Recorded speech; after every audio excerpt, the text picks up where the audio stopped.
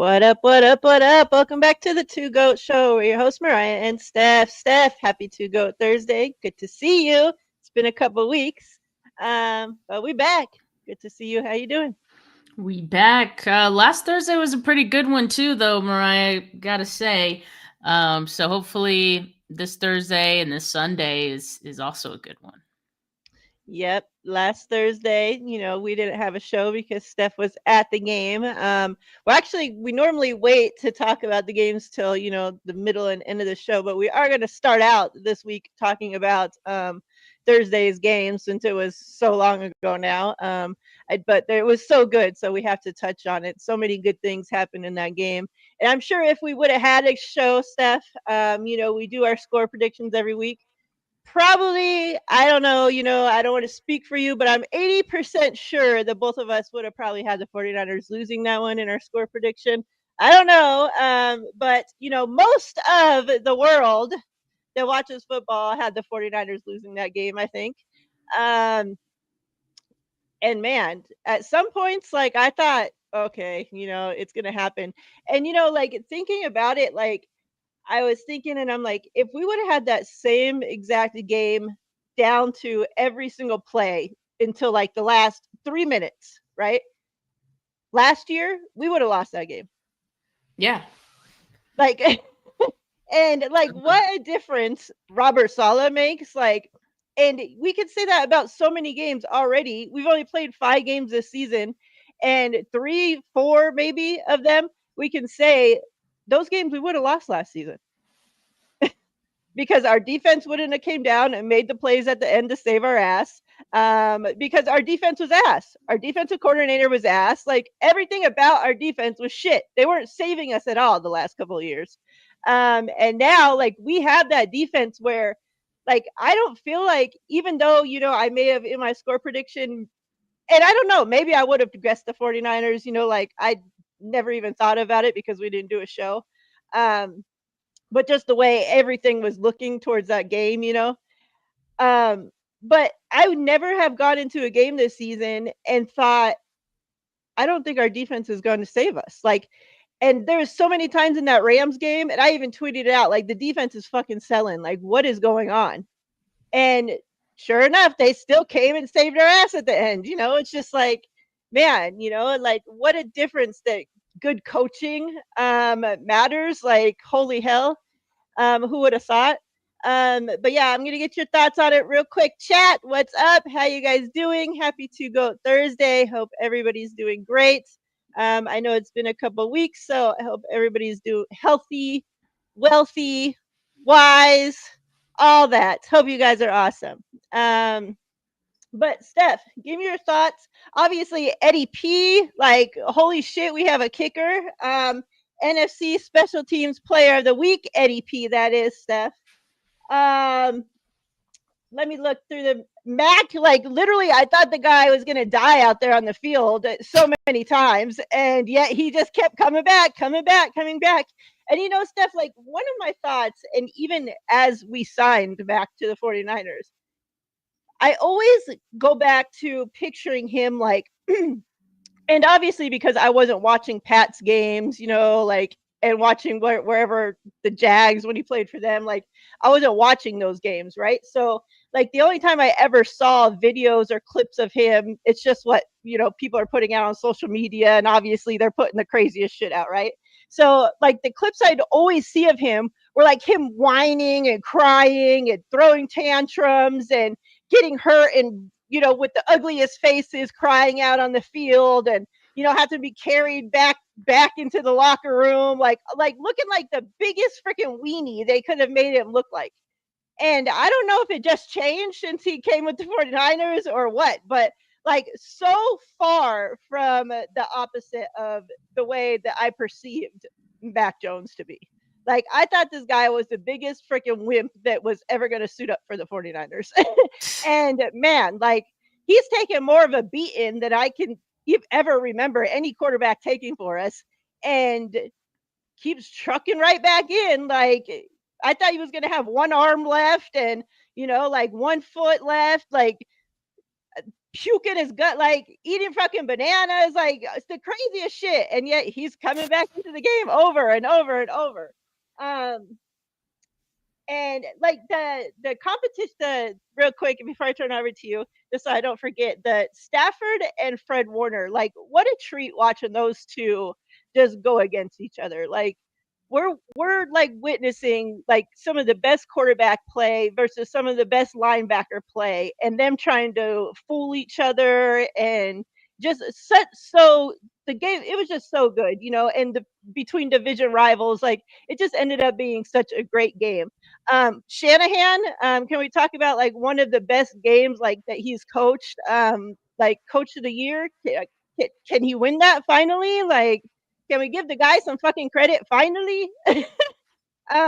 Steph, you were there in person. Talk to me about it. How was it?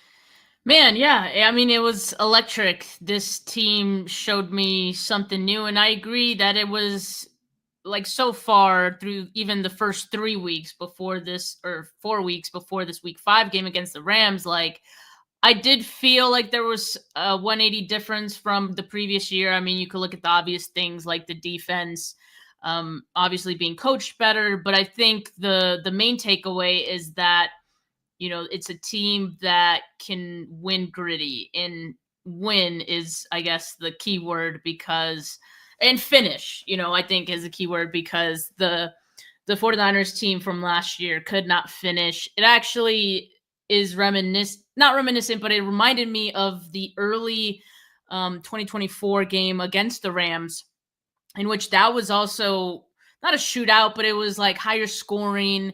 And the 49ers were playing great throughout that game. Like Brock Purdy had like 3 touchdowns in that one, and they still found a way to lose towards the end of the game, right? Like it was just, I was sick after that, watching that one. Like I couldn't even fathom how they were able to lose it at the end.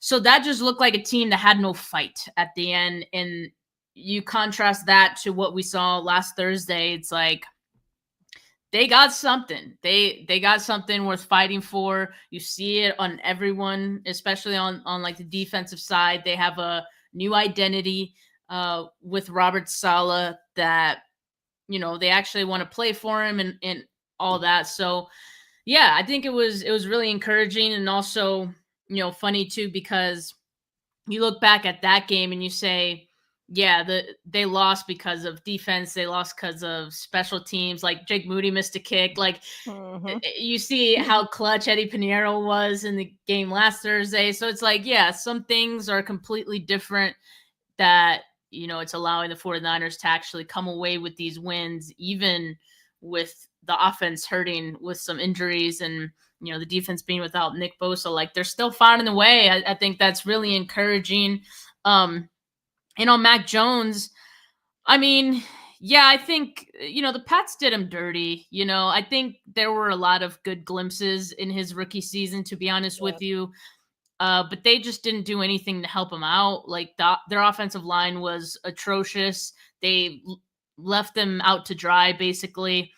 And maybe you started to see that reflected on him a little bit. Like he maybe he sensed that and just didn't like it. Again, that was like the end of Bill Belichick years as well. Just a weird time. Not sure exactly what was going on there, but it just wasn't a good situation for him to be in ultimately.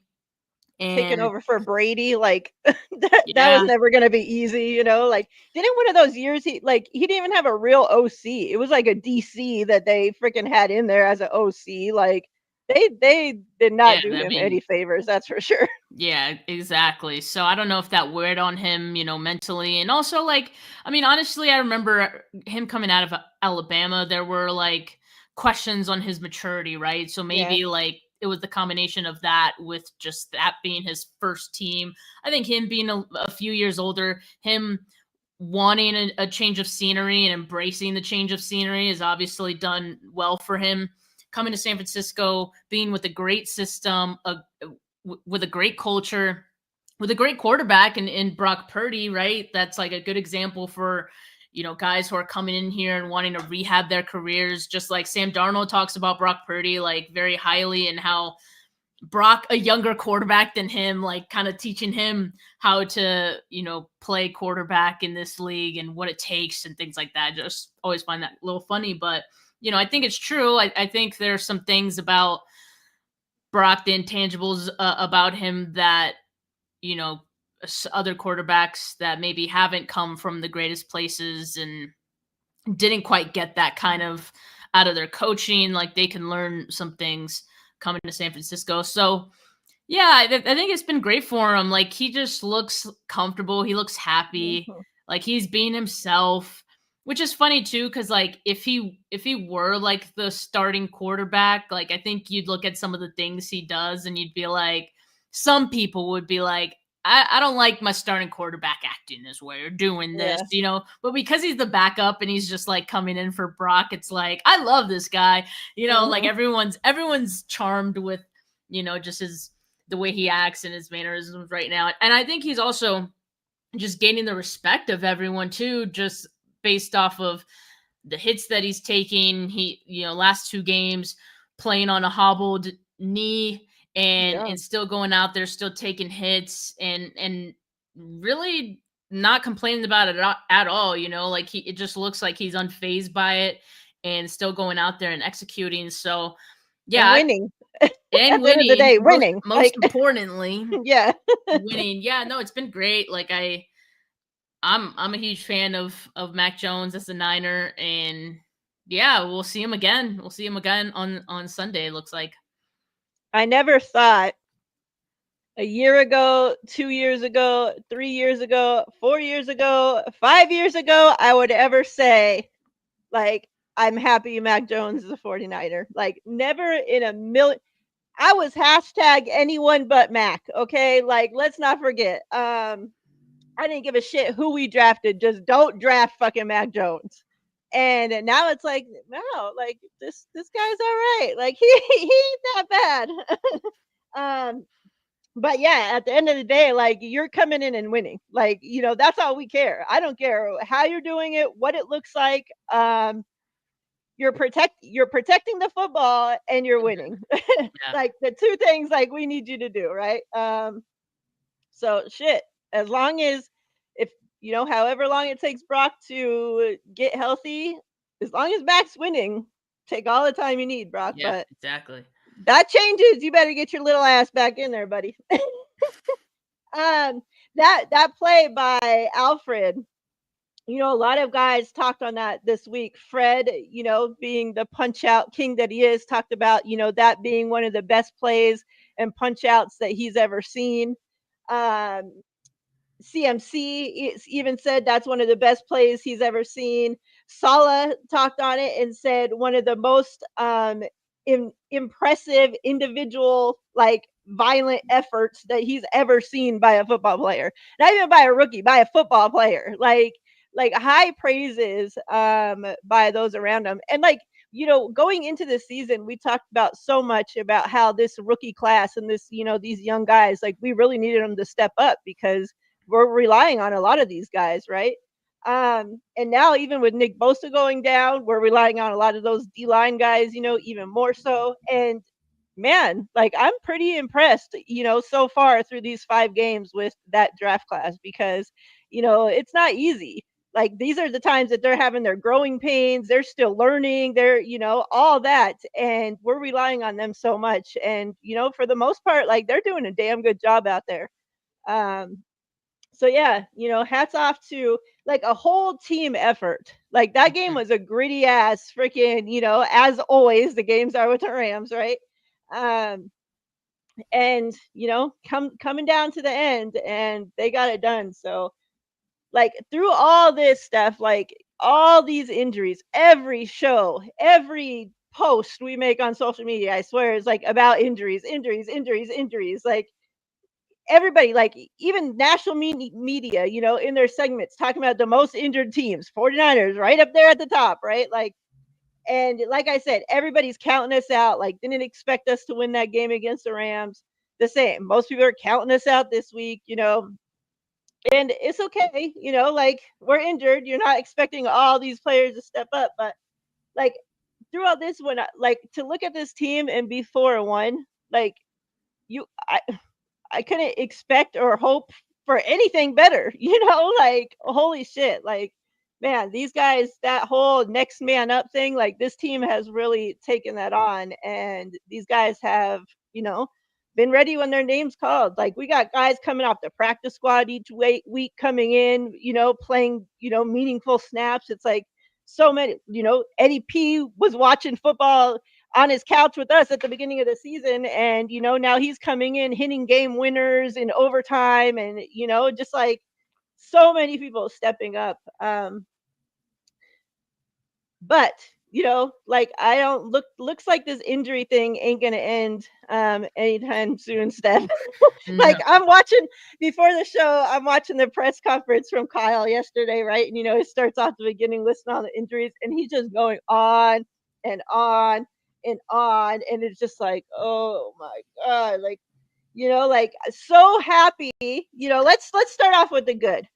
Um, Two players, we had their practice windows open, with Mustapha and Kevin Givens. I haven't really heard too much. I don't know if you've heard anything on Kevin Givens practicing this week, but Mustapha, for it sounds like, anyways, from all reports that I've heard, that he should most likely be playing this week, right?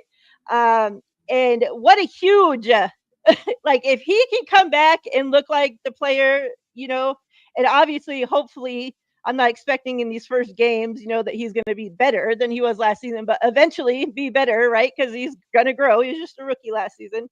Like this defense, whew, watch out now. Um, because like, and under Robert Saleh, like he was playing like that under Bum Victor Bum, and now he's going to be playing under Robert Saleh, an actual DC. Like, um, give me your thoughts on it. Let's start off with the good news that we have. Give me your thoughts on him coming back, and whose place do you see him taking in the starting lineup? Yeah, so I'll start with Kevin Givens. So as of yesterday, Kevin Givens was a limited participant, and I think we just got the injury report for today's practice as well. Kevin Givens limited participant again. Okay. Malik Mustapha has been a full participant both practices this week. Yeah. So yeah, to me that's a really good sign that he's going to be suiting up on Sunday, and I think that's huge, right? Like this secondary without Nick Bosa, or this without the defense having Nick Bosa, the secondary I think we've seen is getting tested a little bit more, and they were already getting tested even before then because there's a lot of youth in that group. But I think with Mustapha coming back, if he's anywhere close to what he was last year, right? Like I think we feel good about what he's going to be bringing, especially as a guy who can, go downhill, get the ball. He's a missile out there, right? And just kind of helps lay the groundwork and set the tone for the defense, right? So having him back, I think, is huge. I think also it's huge because, in my opinion, Jason Pinnock's going to the bench. That's who should be going to the bench. Say what you want about Siegel and the coverage stuff. I think Siegel has been good, and he could get better in coverage, but by no means should he be benched. I'd rather have a rookie out there who has room to grow than a veteran that making some mistakes too and not quite as at the level you would expect him to be. So I would go Mustapha over Pinnock, and Pinnock probably just stays as a special teams guy, and that be it. But yeah, I feel good about Mustapha coming back. That's definitely on the brighter side of news, I guess. Yeah. All right, let's talk about the injuries. So let me pull up because I'm looking at Nick Wagner's. He said, there's not that many changes from yesterday. So let's start off with yesterday's, the whole damn list that Kyle went through. So for yesterday, and pretty much the same today. I'll let you know the couple that changed for today. But so DNP, Purdy, Pearsall, Jennings, Jordan Watkins, which so strange. Like even he tweeted like that he was coming back, so excited. He came back for like a few practices and then been hurt ever since. I don't know what the hell's going on there. Um, Robert Beal, Alfred Collins, Udiger Smatos, Trent Williams was on a vet day, and CMC was on a vet day. Then limited was Mac Jones, CJ West, Upton Stout, Kevin Givens, and Kalia Davis. So then today, Wagner says the only changes from yesterday are Alfred Collins and Jennings moved from DMP to limited. So at least we're getting a little bit better there. Mac Jones still limited, and then Trent Williams and CMC, they were just on vet days, so they returned to practice today.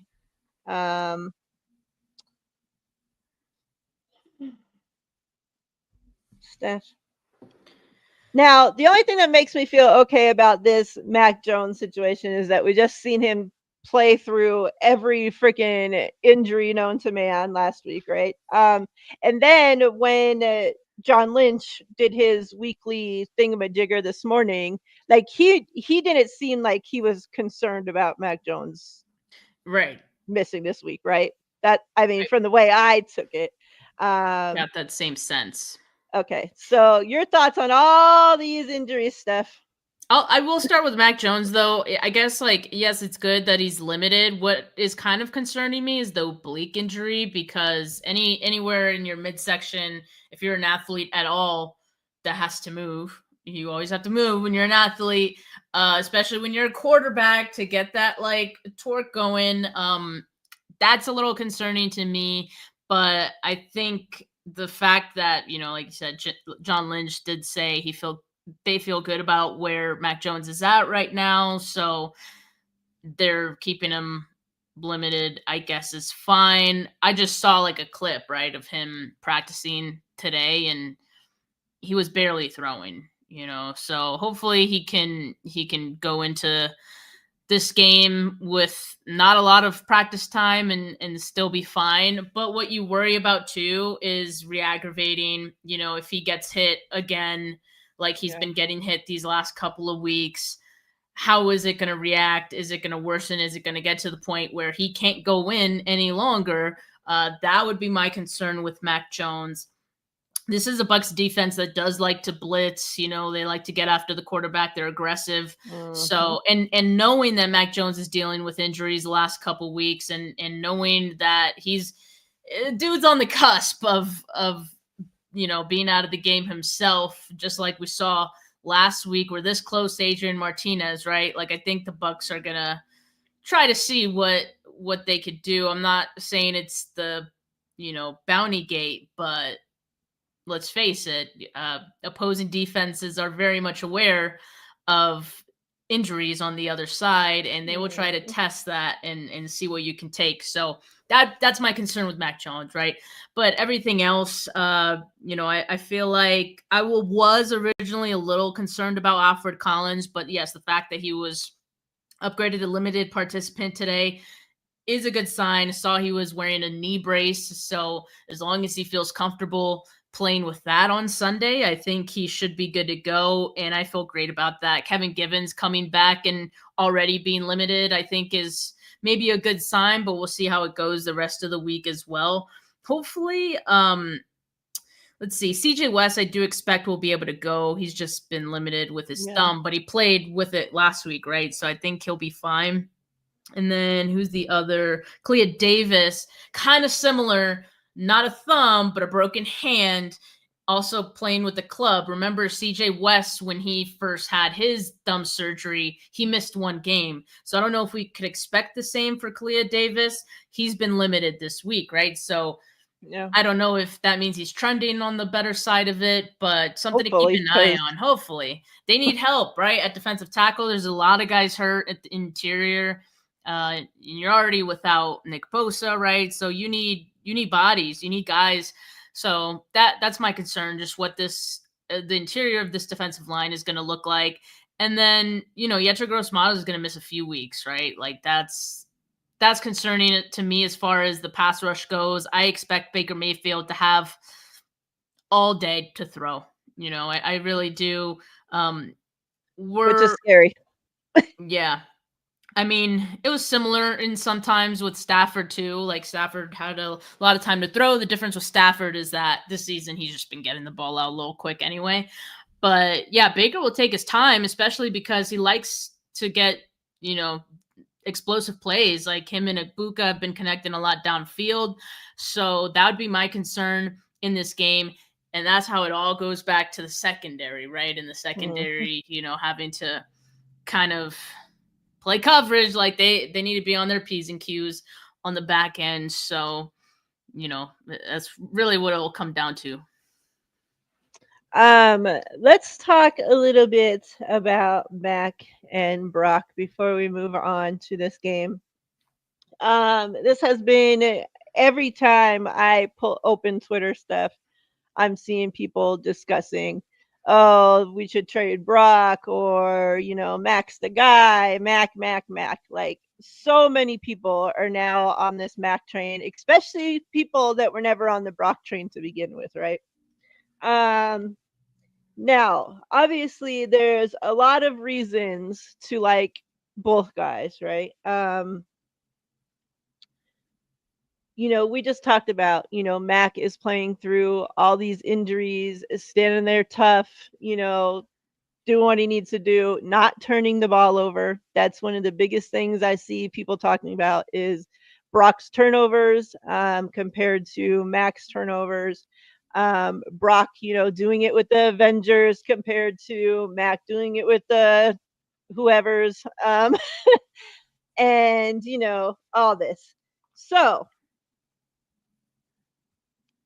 end Brock making all this money and obviously Mac not, right? So let me talk. Give me your thoughts, Steph. Kyle was asked if there was, any thought about putting Brock on IR. He said no.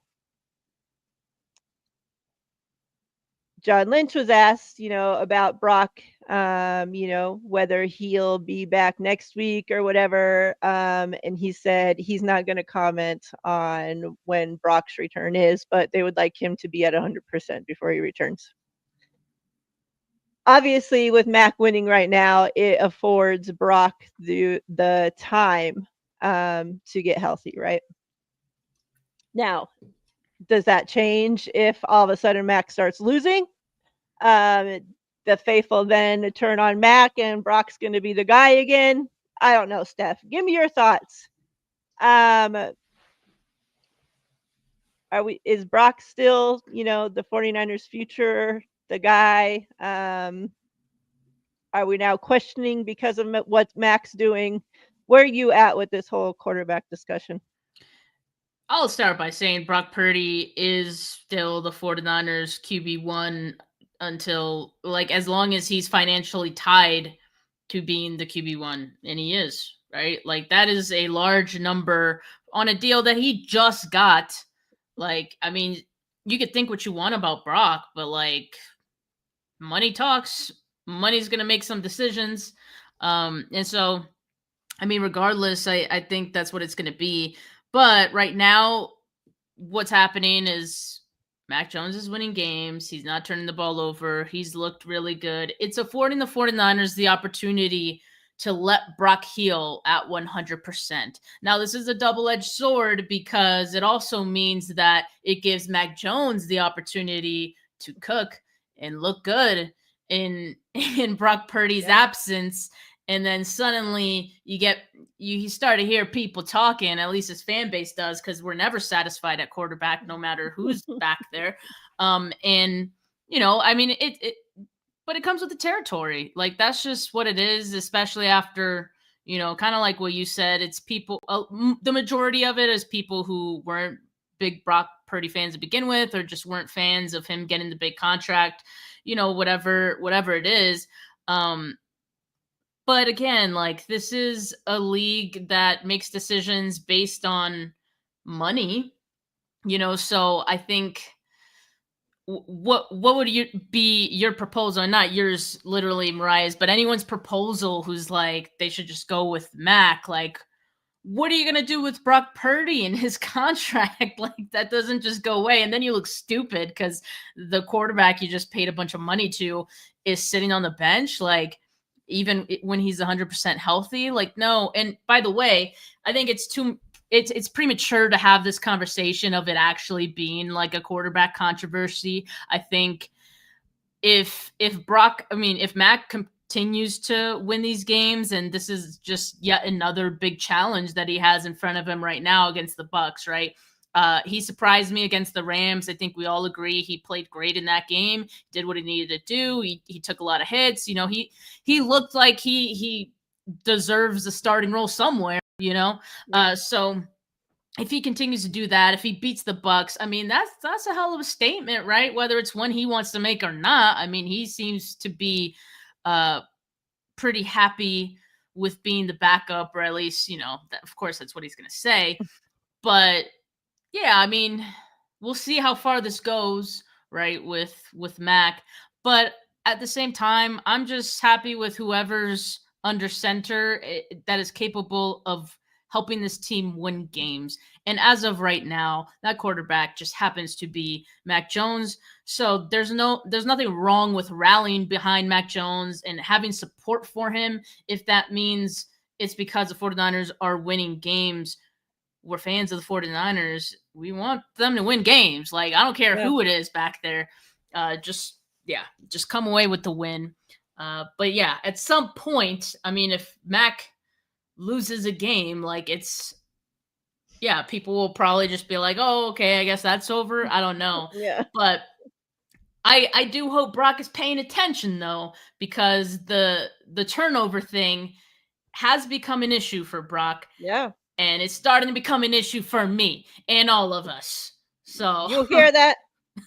When it's an issue for Steph, it's an issue for all of us. an Okay. issue. And that was one of the things like we all liked about Brock to begin with, was that he didn't Yeah. turn the ball over. And Yeah. now, yeah, so It's but interesting. yeah, Max always quick, like he has been asked about it every single week, something about Brock. And he's quick to say, this is Brock's team. I'm here as the backup. Like pretty much like, don't be bringing me into your guys' freaking drama. Okay. Like just let me do my job. And then John Lynch was, when he was asked about it today, had said a cool quality about Brock Purdy is he's one of the most self-assured, humble people.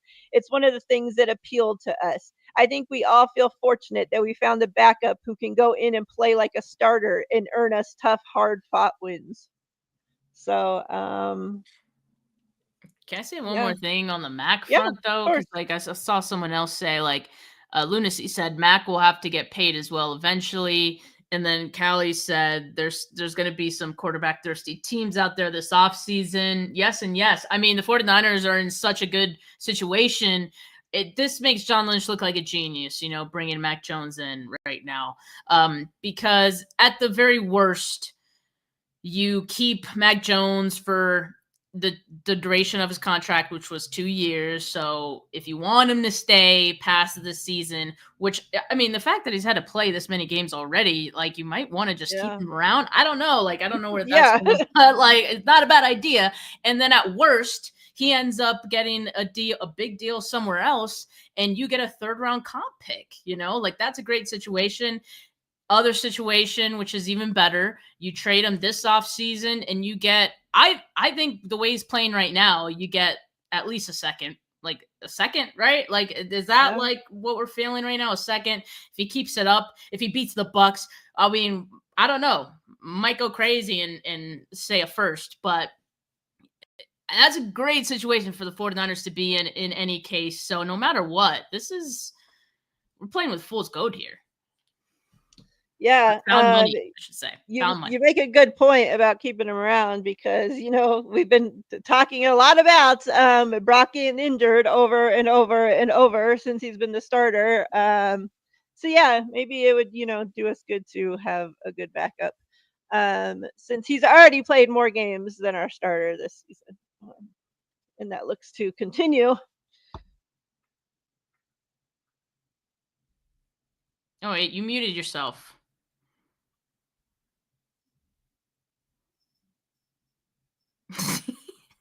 I saw like she hit something and I heard like a noise and then it just went silent. She don't even know what she hit, y'all.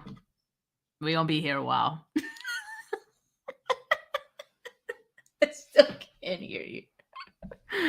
Oh my god. How did you do this? There we go. There she is. Yeah. What the hell? Because they're not the mute Maybe button's the up here. maybe the cord just needed to Yeah, maybe. tighten That's up. weird. I don't know. Let's talk about trading for some assistance on this D line stuff. Obviously, the faithful are going crazy about all these different players they want to trade for. When Kyle was asked about it, he pretty much said, yeah, we're open to making a trade, but we want somebody that's going to help us this year without hurting us next year. Yeah. Which I think we would all like that, right?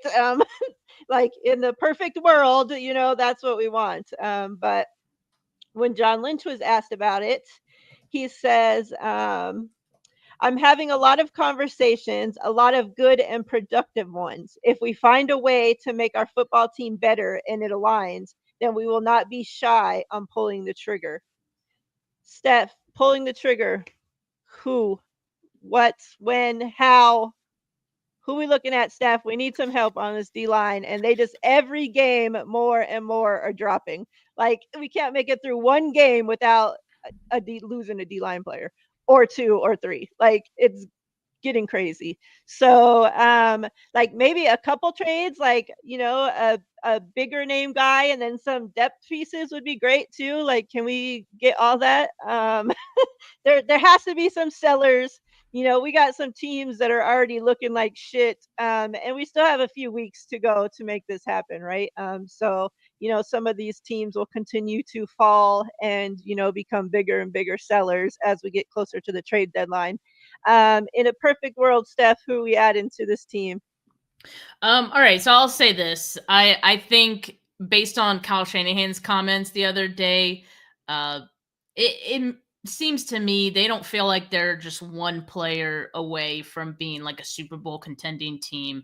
And with that, I don't think they go for a blockbuster Trey Hendrickson type of trade to fix the defensive line problem. I do think they're obviously looking for an edge rusher, but probably one that makes sense. And then I think that's the part of Kyle's quote that says someone who doesn't hurt us next year is directly related to that. Someone who's not going to break the bank for us next year, right? Or who's not on a 2-year deal, like who would just be a rental, right? We don't have to worry about paying them. So I think that kind of narrows, what you're looking for a little bit more. From the guys who are free agents next season, there's a list of names, but then you also have to look, you narrow it down even further to teams who would be even willing to be sellers, right? Well, there are still some names there. There's Arden Key, I think makes the most sense from the 49ers standpoint. Already familiar with your system, wouldn't cost you a lot. He's a free agent after this season, so would be a rental, but again, a rental that wouldn't take too much compensation to get done. He's with the Titans currently, so that's an option. And then, I mean, we'll see. Like Baltimore, would they let go of Van Noy? I don't know. Jalen Phillips from the Dolphins is another name you hear quite a bit. So there's options out there. The question is, like, again, as both Kyle and John Lynch have been saying, like it has to make sense for those teams as well. Yeah. Bradley Chubb, another name, as Vish says. So yeah, I mean, there's some options, but it will just, I guess, take some work figuring that out with the other teams. But I think they know they have to get something done because, to your point, you got a lot of defensive linemen who are, kind of MIA right now. Not just edge rushers, but you do know that Yetur Gross-Matos is going to miss a couple weeks as well. So I still think pass rusher is the biggest need. You have a lot of defensive tackles like Michael and Alfred Collins, who can work in there too. But they're banked up a bit too. If they can't get something done for a pass rusher, then they probably just bring in another defensive tackle, maybe. But yeah, I mean, I think it has to be a pass rusher. Maybe we can do both. Why not both? Why not both, Steph? Bring them Well, all in. Shit. We need all the help we can get on the D line right now. yeah. Like, man, I remember at the beginning of the season, so long ago, when I was so happy that we were getting speed across from Nick Bosa and how wonderful it was going to be. And then all came crashing down. Let's talk about this Tampa Bay game, Steph. I'm more worried about this game, I think, than I was about the Rams game. Hmm. And I think it's just because, like, first of all, their defense is great. Baker is playing extremely well football right now, like extremely well. You talk about the rookie wide receiver, like holy shit, like are we going to be able to stop that? Like, are we going to have like 15 pass interference penalties? Like that's my worry right there. um, I, I don't know, Steph. I'm just like I feel as much as I, talked about like, having the confidence in our defense to come through. I just don't know if it's going to even be that close of a game to be able to have the confidence in our defense to come through. So like we had to rely now. Remember, and we're going to be probably in the same situation again. We had to rely on Kendrick Bourne to have the best game of his entire life for us to beat the Rams because we literally Mhm. have no wide receivers on our team healthy. And thank goodness for Kendrick Bourne. Like I forgot to even give him a shout out because my fantasy team as well is looking like the 49ers team and had no healthy wide receivers. They either all hurt or on a bye last week. So I had to pick up Kendrick Bourne on 3 of my fantasy teams and holy shit did he come through. Like I greatly appreciate it. Because I thought I was going to be losing all of those games and the 49ers game as well last week. And, thank goodness for Kendrick Bourne. But, like, is he going to have the best game of his life again this week? Like, I don't know. I just, I don't know, Steph. Talk to me. Maybe you can make me feel a little bit better. How you feeling about this game? Yeah, let's start there, and then I'll ask you some more in-depth questions about it. Yeah, I think this is gonna be you're basically just having to fight off a lot of points coming from the Buck side because you know that Baker and this offense can score, you know, almost at will. Like they just been on one even without Mike Evans. You see Baker getting even more comfortable with Amika Buka. So he's a problem as someone in the chat was saying. I think that's the biggest challenge of the week is just trying to stop the leak on the defensive side this week. It's going to be a bigger challenge than I think it was last week. A couple people in the chat also pointed out, Baker more dangerous than Stafford. Well, you think, okay, well, why? Well, Baker can actually, he's a little more mobile, like out of the pocket if he needs to be. He won't hesitate to, go off on a scramble if he needs to pick up, Yeah. the yardage. And then also just the fact that I expect he's going to have a lot of time to throw. That's going to free up that underneath stuff for him to take off. That's what I'm worried about most. Mhm. Like you really need to make sure you're not getting stretched too far, where you're giving up the scrambles underneath.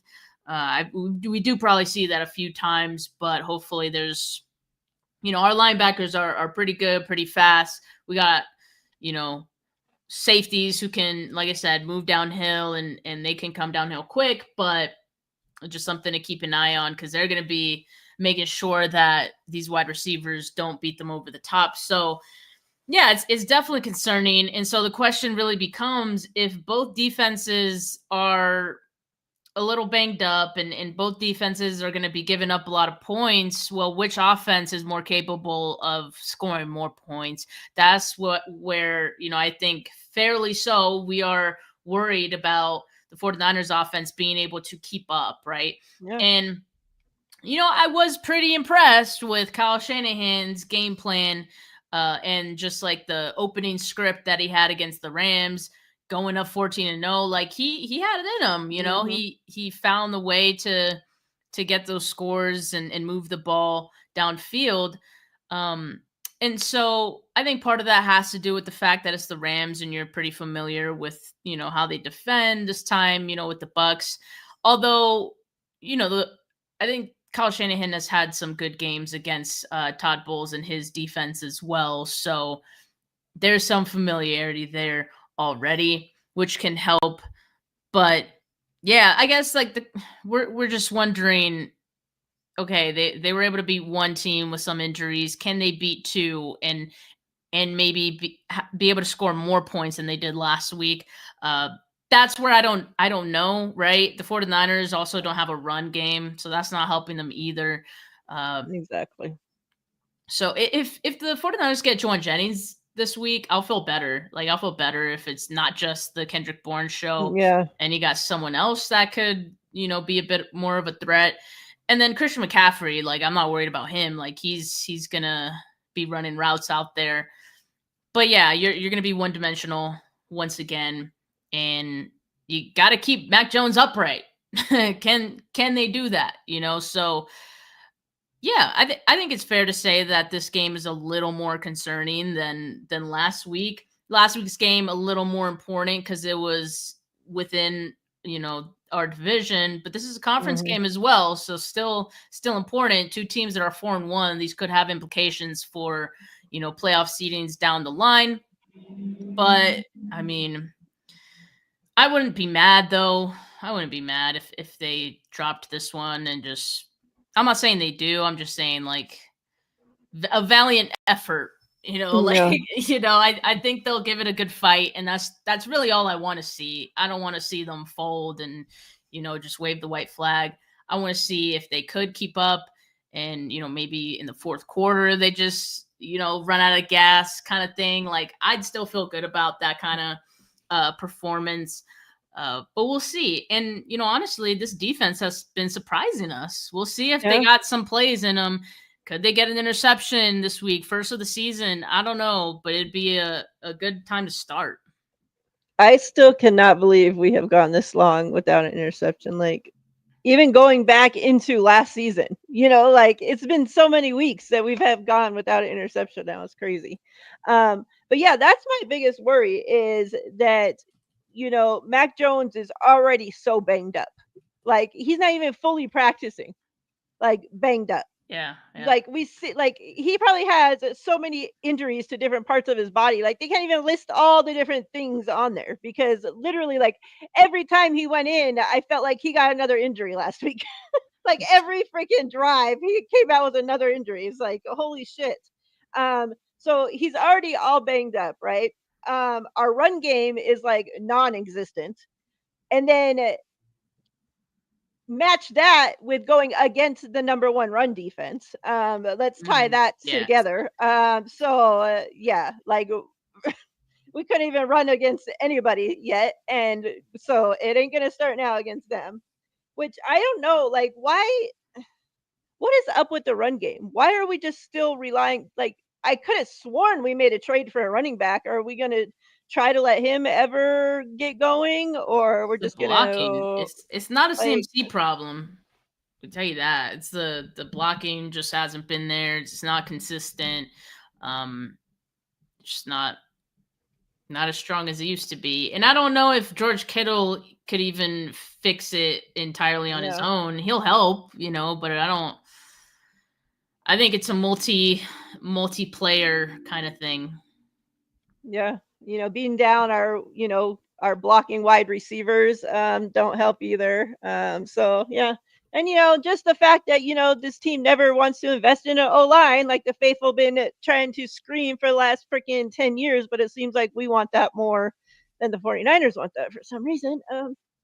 But so yeah, that's my worry. We have no run game. We have like hardly any wide receivers. So we're going to rely on Mac to throw 40 plus times again. And he's already like, there's only half of him as it is, so it's like you're throwing to half a team. You're a half a man. You have no run game. You're going against a great defense.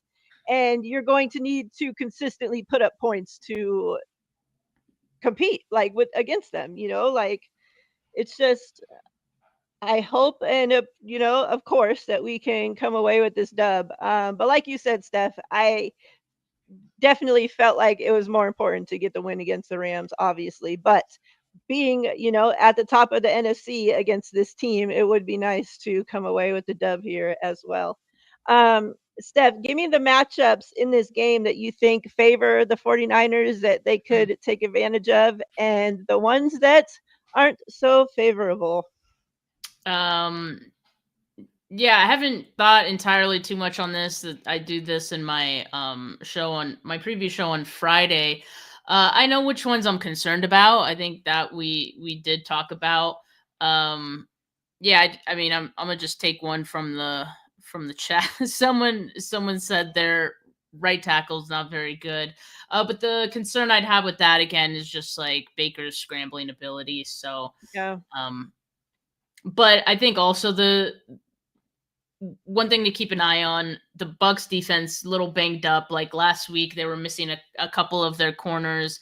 Zion McCollum still not practicing, or he was added to the practice, did not practice this week. And then Benjamin Morrison also hasn't been practicing, so he could be out too.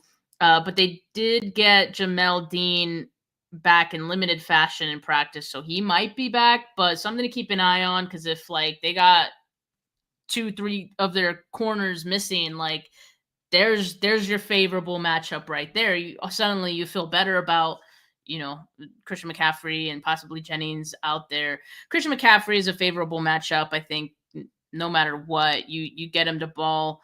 You use him to create gravity and create a distraction, eye candy, and you open things up for other people, or you give him the ball just because he's so good. Everyone knows he's going to get the ball, and he'll still get it because he's Christian McCaffrey, kind of thing. So yeah, I think those kind of are a couple things top of mind. Also, like what Jess said earlier about blitzing. They do blitz a lot, right? I didn't mention that earlier. The fact that they blitz could maybe open up some screens, but by God, can you guys just block well on these screens? Like, please, like, because if they could block, then those screens, we've seen it. Like they can be some really big plays, if these guys could just block the whole way through. So maybe you see that a little bit more. I have no doubt, Kyle Shanahan's going to have a good plan for the offense, but yeah, it's just a matter of can he stay upright. He'll need to get the ball out quick. He did that great last week, so I have no worries about that. Steph, player of the game, offense, defense, and give me that score prediction. Okay. Defense, I say Fred gets his interception this week. Oh my God, please. I need to speak it into existence, because he's been so close so many times. Please. And Baker's actually, he's been taking care of the football. He hasn't, I think he's only thrown one interception. So it'll be even that much better. Yeah. Yeah, but Fred is just, he's Fred. It's coming. It's coming eventually. It'd be great if it were this week. Mm-hmm. Offensive player. I wish for once we could say an offensive player as an O lineman, like that'd be so. Who's great. ever gonna say that, Miriah? Even if we had like a good offensive line, no one's saying. Like, we can't even say Trent Williams anymore. Like, when would you ever say that? Like, we could have. We could have, and we can't now. Steph, okay. I'm gonna say Mac Jones, because anytime he's played, I'm like he's been one of the best players on the field for the offense, if not the best player on the field for the offense. So I'm gonna say Mac Jones. Okay. That one feels easy. I do like the Tunjas pick though from Lori. That's a sneaky one. Oh, I like that. Oh, my score prediction. We've Oh had shoot. some players, like some unexpected, players that step up each game. Like, and even he brought this up last week after the game, but like KB having all the Yeah, drops, the blew week up. before. Like, Hmm. like I was sick to my stomach having to put him on my fantasy team because I'm like, this motherfucker gonna put me in the negatives, like because he's dropping the freaking ball so much. And then he comes through and all of a sudden it's Superman, and it's just like, we have guys that have never made a catch before in the history of their playing career, and all of a sudden they're catching touchdowns, and winning the game for us. Like a kicker coming off his couch, winning the game for us. It's just like each week it's the unexpected, guy that's just like stepping up and like really coming through for this team right now. And I think that's what's made, so far in this season, like so cool. Like, because like we could have all been down and out, like, oh, our team's ass, like we're all injured, like all of our stars are hurt. We're having to watch, Joe, Jim, Bob, and Tom from next door play. Like, this is going to be a shitty season. And then all of a sudden, like all these guys are coming out and like really playing for one another. And not just for one another, but they make sure that every single, and shout out the faithful, like holy shit.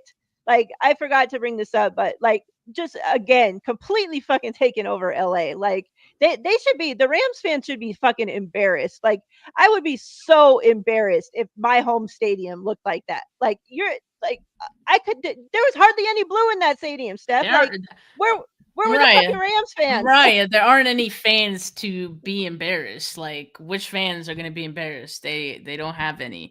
And yes, they pump noise in there. Like That's it's so embarrassing. obvious. Like It's yeah, it's yeah, pathetic. because they were showing videos and Pathetic. it's like all Rams fans, but yet it's like, I mean, it's all 49ers fans, but it's supposedly the Rams fans cheering at the time. And it's like you see all five Rams fans and they're just like, Swear, I saw that so many times in my section. Like no Rams fans in my area were cheering at all, and they claimed it was like over 100 dB. For it to be at over 100 dB, like you need to see like 80% of people yeah, cheering. I feel like, and no, there was none of that. There was from maybe the eight from the percent. faithful. Yeah, yeah, from the faithful. Yeah, maybe. So yeah, look for them to take over Tampa Bay. But I brought all that to say that every time these 49ers players are in their interview and they're talking about, like we're coming together, stepping up, the next man up, we're playing for each other, they always, we're playing for the faithful, we're playing for the fans. Like they're so bought into just having everybody like involved in this, and it's like you guys like you guys that go to these games and shit, like you're making a freaking difference. So continue to show up for these, road games because, like a lot of people, oh, a lot of fan bases, oh, Kittle's not playing, Brock's not playing, this guy's not playing. I'm not going to watch this team. Like, like you're paying all this money, you're going to watch the stars. Like other fan bases, they wouldn't even be showing up to watch backups fucking play. And yet the faithful are still showing up and taking over stadiums. And so it's just awesome to see. Like awesome from our backups to come in and dominate. Awesome from the faithful to show up and take over stadiums, even considering everything that this season has thrown at us already. So yeah, it's just been a great season already so far. Give me Uh, that score prediction, Steph. yeah, I'm gonna go 34-28 Bucks. Lost by 34 six. 28. I'm gonna see if the reverse psychology works. Cause see, I went against the Niners last week as well. I know we didn't do our show, but in my previous show, I did. I went with the Rams. So maybe 2 weeks of going against the Niners. Maybe it'll mean they win. That is true, Vish. It is going to be hard to tell because Tampa is red too. Yeah. So even if so, we'll just claim that it was all faithful. Like we don't give a shit what they're saying. Chat, give me your score predictions. I see Foot 31, 34, 31 at Niners. The first interception for the defense comes on Baker's last drive, trying to get the win. That'd be so awesome. Um, Let me see. What am I gonna go with, chat? Let's do.